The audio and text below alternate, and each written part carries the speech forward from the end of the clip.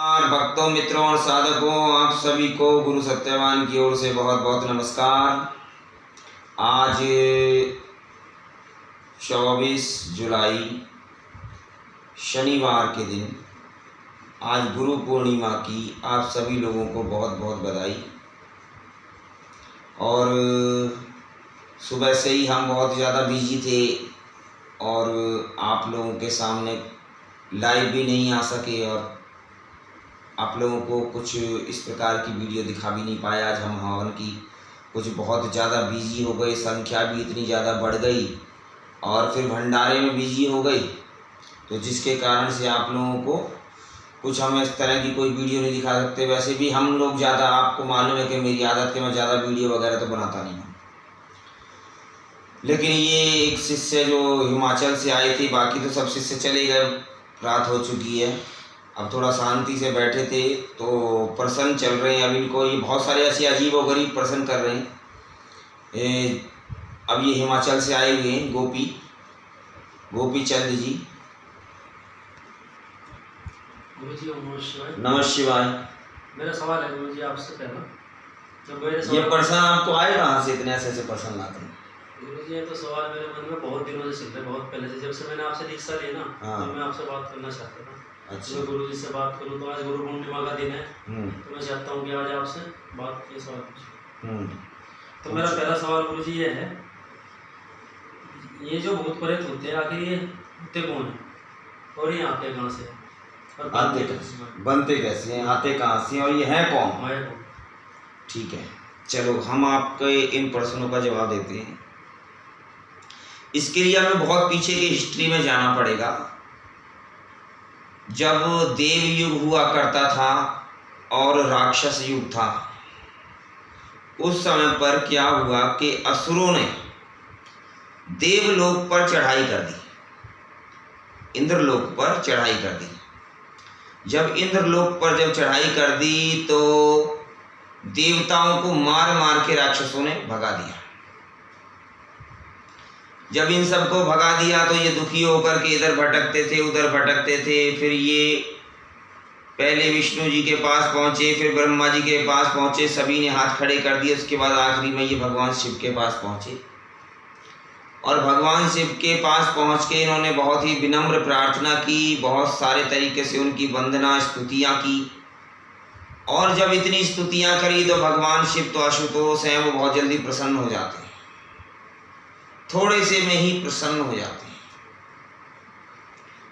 जब वो प्रसन्न हो गए तो उन्होंने बोला कि बताओ मैं तुम्हारे लिए क्या कर सकता हूँ। तो प्रभु हमें कैसे भी करके बचा लो, ये राक्षस गण हमको इतने दुखी करते, इतना परेशान करते हैं कि हमको बाहर ही निकाल दिया स्वर्ग से। तो प्रभु ने बोली चलो ठीक है, मैं तुम्हारे लिए करता हूँ, तुम्हारे लिए कुछ करता हूँ। तो उन्होंने क्या किया, उन्होंने प्रेतों का निर्माण किया, प्रेतों को उत्पन्न किया। निर्माण करने का अर्थ उत्पन्न किया। इसमें एक भूत पैदा हुआ, प्रेत पैदा हुआ, पिशाच पैदा हुआ, बैताल पैदा हुआ, यक्षिणी पैदा हुई। यक्षी जो हैं,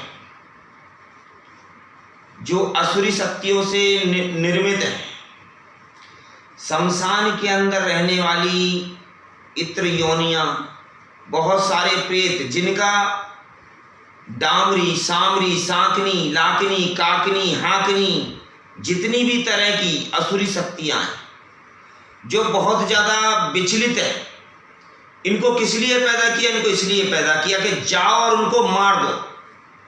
किसको मार दो? देवताओं को मार दो। देवताओं को मारने के लिए भगवान शिव ने, और राक्षसों को मारने के लिए इनको भगवान शिव ने वहां से निकाल दिया। देवताओं को नहीं, राक्षसों को, क्योंकि देवता तो स्वयं शरण में गए थे महादेव के। राक्षसों को मारने के लिए, क्योंकि उनका स्वर्ग उनको देवताओं को वापस दिलाना था। और जो भगवान शिव ने जिसको उत्पन्न किया हो, उसको ना तो हराना आसानी बात नहीं है, कोई हरा नहीं सकता जल्दी से। तो ये सीधे उठ करके वहां पहुंचे, स्वर्ग लोक पर इन्होंने आक्रमण किया और सारे राक्षसों को बुरी तरह से मार दिया और इतना मारा कि वो वहां से छोड़ करके ही भाग गए। कुछ जान से मार दिए गए, कुछ छोड़ करके पाताल लोक में निवास कर गए। जब इतना हो गया तब इनका कार्य संपन्न हुआ तो भगवान शिव के पास स्वयं पहुंच गए, फिर पहुंच गए। जब भगवान शिव के पास पहुंचे तो भगवान शिव ने बोला, भगवान शिव से प्रणाम करके बोले कि प्रभु आपने जो हमें कार्य दिया था उस कार्य को हमने संपूर्ण कर दिया। देवता अपने राज्य पर वापस चले गए। अब इन्होंने बोली प्रभु अब हमारे लिए क्या आज्ञा है? बोली अब तो तुम्हारे लिए कोई आज्ञा नहीं है। कि भगवान हमें तो आपने बनाया इस हिसाब से कि हम पब्लिक को मारें, काटें, पीटें, लेकिन हमें कोई स्थान तो दो, कहाँ जाएं हम? तब उस समय पर भगवान शिव ने बोला आप शून्यगार हो जाओ, आप शून्य के अंदर चले जाओ। जितने भी भूत प्रेत हैं ये सब शून्यगार में रहते हैं।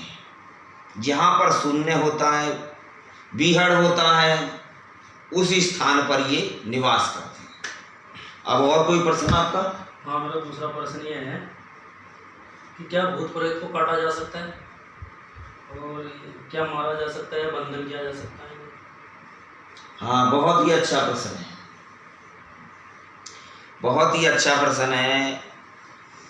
इसको प्रश्न को तुमने ऐसा प्रश्न पूछा जिसको आज तक कोई पूछता ही नहीं है।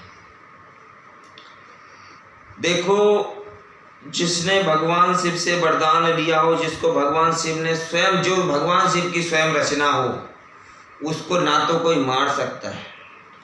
आत्मा के विषय में गीता के अंदर भी लिखा हुआ है कि ना तो तुम्हें कोई मार सकता है, ना ही तुम्हें सुखा सकता है, ना ही कोई अस्त्र तुम्हें काट सकता है, ना ही तुम्हें भिगोया जा सकता है।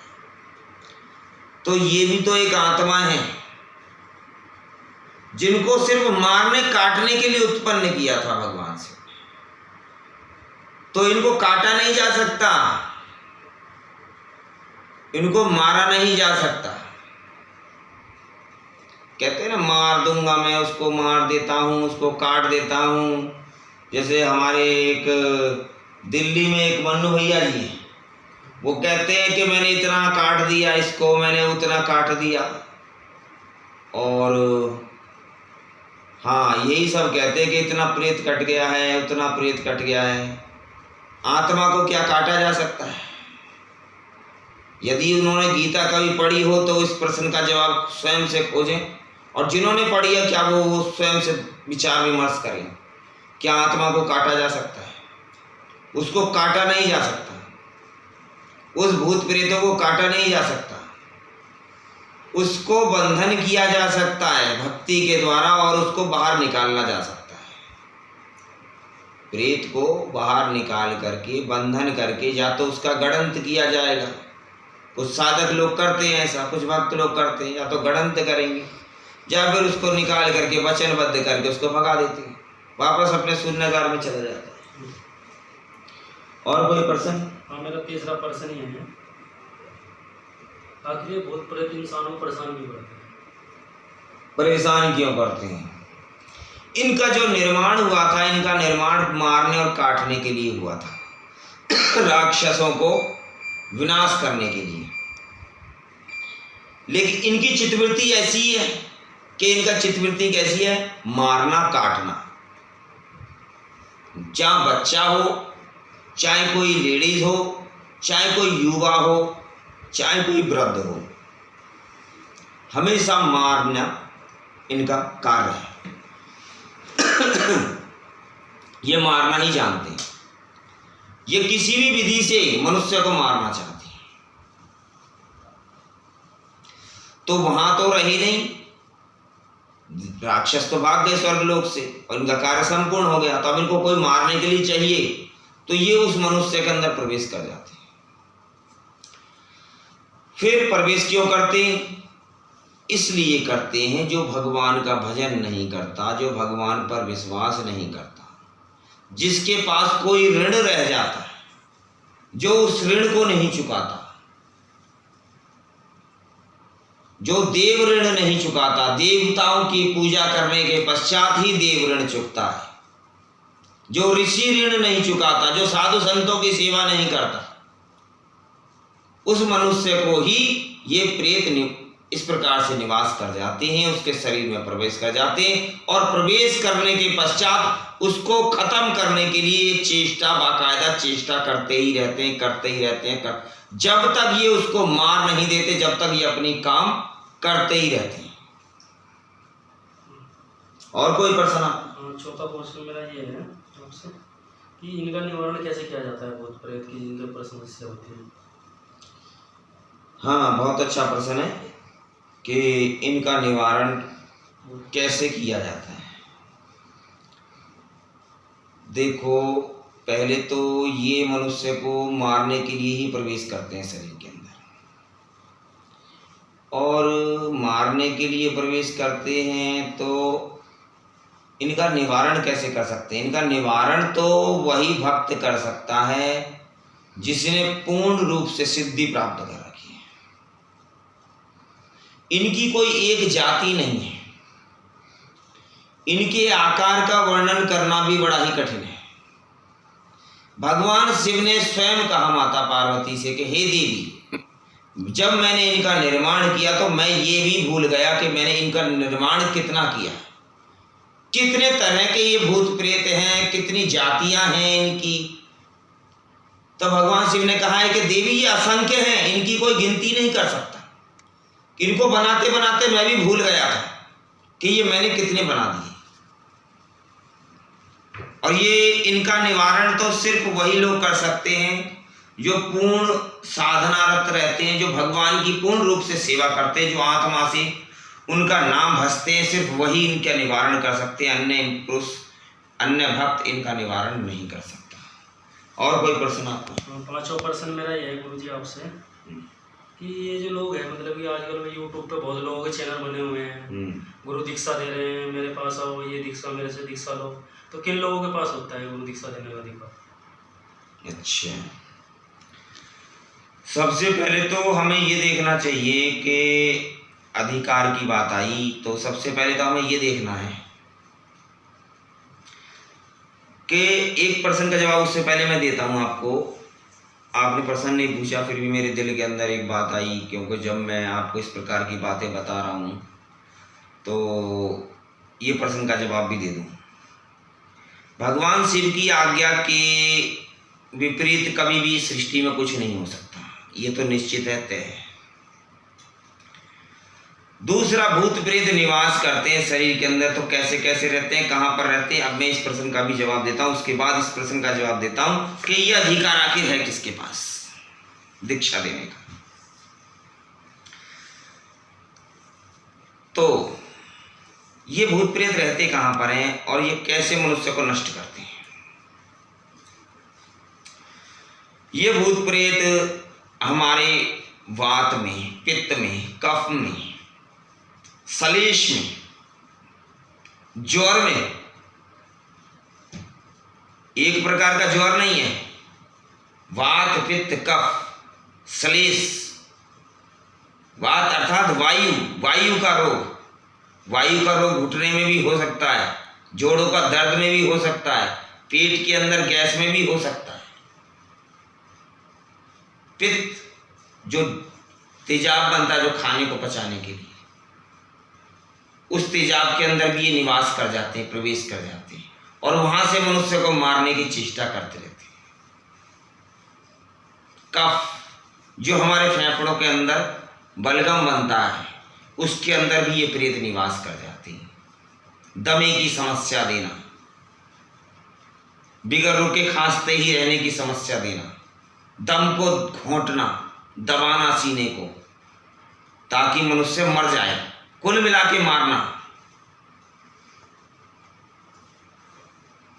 कफ, श्लेष, नासिका के द्वारा आने वाला गाढ़ा पदार्थ, इसके अंदर भी प्रेत निवास कर जाते हैं। मस्तिष्क के अंदर उसको प्रभावित करते हैं। जब प्रेत प्रवेश करता है तो जोड़ों में भी दर्द हो सकता है किसी के। जब भगवान शिव ने शरीर को मनुष्य को देकर भेजा, उस समय पर बिल्कुल ही निरोगी काया देकर भेजा। यह मानव तन तेरा शिव तुमने बनाया है। जब भी भक्त भगवान से बार बार कहता है यह मानव तन तेरा शिव तुमने बनाया है, दो दया का दान मुझे तुम तक आना है। भगवान शिव से प्रार्थना करते हैं, यह मानव तन ये भगवान शिव के द्वारा बनाया हुआ है, यह हमें वरदान के रूप में प्राप्त है। और हमें क्यों प्राप्त हुआ? इसलिए प्राप्त हुआ कि हमें शिव के पास पहुंचना, उस परमात्मा के पास पहुंचना है। लेकिन इस पर अधिकार कर लिया है भूत प्रेतों ने। और जिसके अंदर स्वयं ही प्रेत निवास कर रहे हो, वो क्या दूसरों का प्रेत निकालेगा? क्या वो दूसरों को दीक्षा देगा? मैं नहीं कहता इस शब्द को, ये भगवान शिव के स्वयं शब्द हैं कि उसके पास इस प्रकार का कोई भी अधिकार नहीं है जिसके शरीर में प्रेत निवास करते हैं। वो खुद तो नरक में जाएगा ही जाएगा, क्योंकि प्रेत जो प्रेत की पूजा करेगा प्रेत ही बनेगा। जिसके शरीर में प्रेत मारेगा वो प्रेत ही बनाएगा, भूत मारेगा भूत ही बनाएगा। यक्ष डामरी शक्तियां मारेंगी, डामरी शक्तियां ही बनाएंगी उसको, क्योंकि उसको कैप्चर करने के लिए मार करके अपने ग्रुप में शामिल कर लेते। तो जो स्वयं ही प्रेत से ग्रस्त है, जिसको भगवान शिव का साक्षात्कार नहीं हुआ, जिसको आत्म साक्षात्कार नहीं हुआ, उसके पास इस प्रकार का कोई भी अधिकार नहीं।